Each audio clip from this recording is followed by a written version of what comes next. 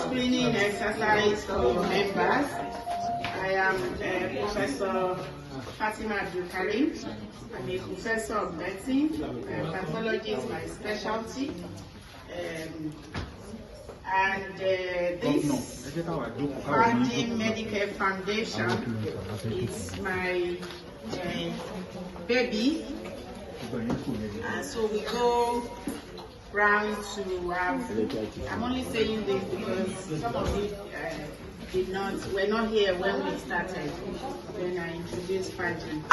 So you have invited us to come and carry out screening for your members. And we did, at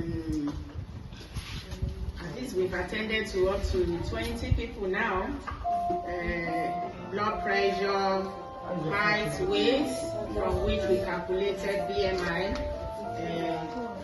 body mass index, and then we also the sugar, hepatitis B, hepatitis C, and for the males that are above 40, we carried out PSA, which is to test for the vulnerability or the risk of prostate cancer in them. So we will talk about hypertension and diabetes because they all work together. I'm not surprised because this is what we find everywhere we go. Hypertension, the prevalence of hypertension is high. But the wrong impression, there are lots of what do we call it now? Impressions that people have about hypertension. They believe that, oh, my blood pressure is high because my work is stressful, or because I heard bad news, or because I did not sleep overnight, or because I'm all over the place. No. Hypertension is not caused by all of those things. Yes, transiently, blood pressure can go high as a result of some of those things. But when it is high, it will be transient and it is systolic. Human affect, not the diastolic, the lower one. So hypertension is a big problem. Once you are diagnosed hypertensive, you have to continue to take your drugs non-stop till death do us part. Then, and it's fine. It's not abnormal. It's not an abnormality. That I'm hypertensive is something that people should not know. No. Why should I be taking drugs forever? No, it's not an abnormality. By the time we get to a certain age, you have to take drug as your food. Because if you refuse to take it at that point, then you are committing suicide. Because if you stop the blood pressure drugs, the blood pressure will gradually rise again. And it will rise to a point that you will not know it's rising. It's only when it strikes that you will know.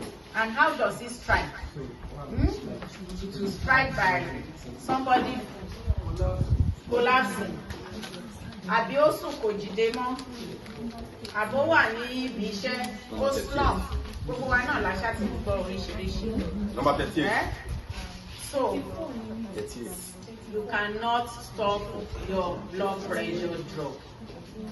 The third point is when you are taking the drugs, you are not just to be taking the drugs and going to one chemist or go to one nurse to go and be checking and think you are okay. No, you must also be seeing your doctor on a regular basis. you must be seeing your doctor on a regular basis, such that when you see your doctor, at the initial time, they will do some tests. They will check your heart, they will do tests that will check your kidney, tests that will check your blood vessels, that will check your whole body. And then subsequently, they will now be following you up. They will give you drugs. When you come this month, they give you drugs, they check everything and say, okay, you are fine. Say, go and be taking your drugs. Come back in 2 months, come back in 3 months. And then you're sure that the drug that you are collecting from the hospital is genuine drugs. You are sure that the person that is seeing you is a specialist. And I've advised us that we should patronize, we should go to general hospital, unless you have money to go to all these private hospitals that are highly specialized and expensive. If you don't have the money, most of the private hospitals that would make specialists available for you to treat your hypertension, especially to treat your diabetes specialist, those hospitals are expensive. House shop, pub, and all of that. No, deliberate. Pay okay, 30 minutes every day. Might take walk. 30 minutes every day. Even late, staircase long, exercise, you do it for 30 minutes. You don't have to go and pay at the gym before you can do exercise. Just take a walk. And then it go back in luck to get paid the check. Only Lord, see Benny. And once you know that it is, that's the way you want to do your exercise, you continue to do it. So what we eat, what we drink now, alcohol is the culprit. Alcohol, cigarette smoking, the two of them, they're bad for the liver. They are bad for when you talk about cancer, you talk about hypertension, you talk about diabetes. They are there. So we should be aware. And those of us that are still drinking, we should try little by little to stay away. So that's for. And so if we don't, there are so many complications that hypertension can cause. Hypertension can cause stroke. It can be minor stroke initially. Tó kàn máa affect ẹnu èèyàn àbí all of that. Later on, ó di pé èèyàn á sùn kò ní jí àbó máa slump. There are some tó jẹ́ pé tó bá jẹ́ pé wọ́n bleeding to the brain ni. Tó bá tètè gbé wọn lọ hospital that they can do something. That's it. Àwọn míì wà tó jẹ́ pé blood flow to the brain ó reduce nítorí pé nǹkan block ẹ̀ kò jẹ́ kí blood lọ sí brain dáadáa.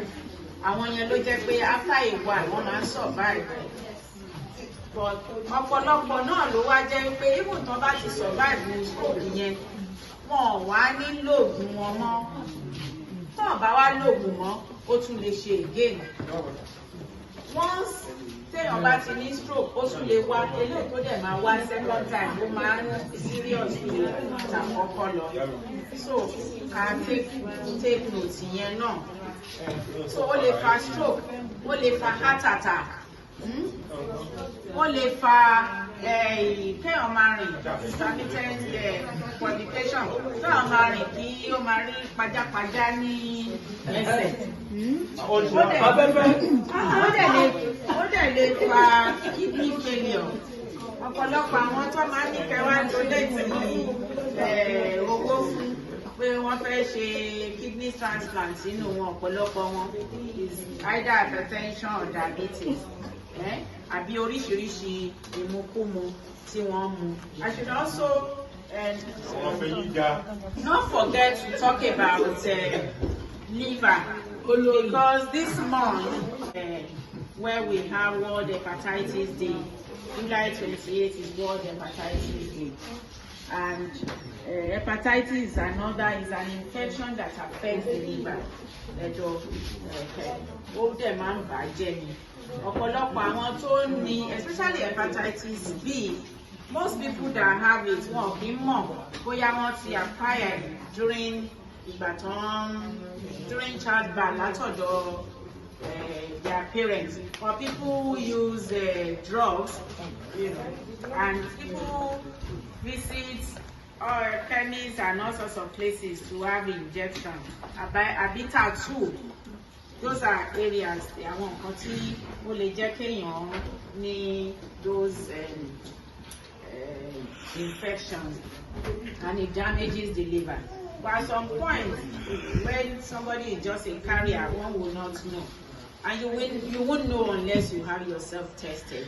So anybody that is tested today and is positive should necessarily see a doctor, a hepatologist, because they will now do further tests to see whether that virus, to confirm it, and then to see, they do what they call DNA, hepatitis B DNA count. They want to check whether it is actually active and is causing damage. So if they do that, that's when they will now determine whether you should be on treatment or not. If one is not on treatment and is not doing anything, it can cause more damage. And some of the complications in some cases is liver cancer. For the humanitarian idea of taking nothing from us to do this, to impact good health in us. Thank you, God bless you all. The Professor Fatimah, you are wonderful. May God continue to strengthen you beyond the levels. Thank you.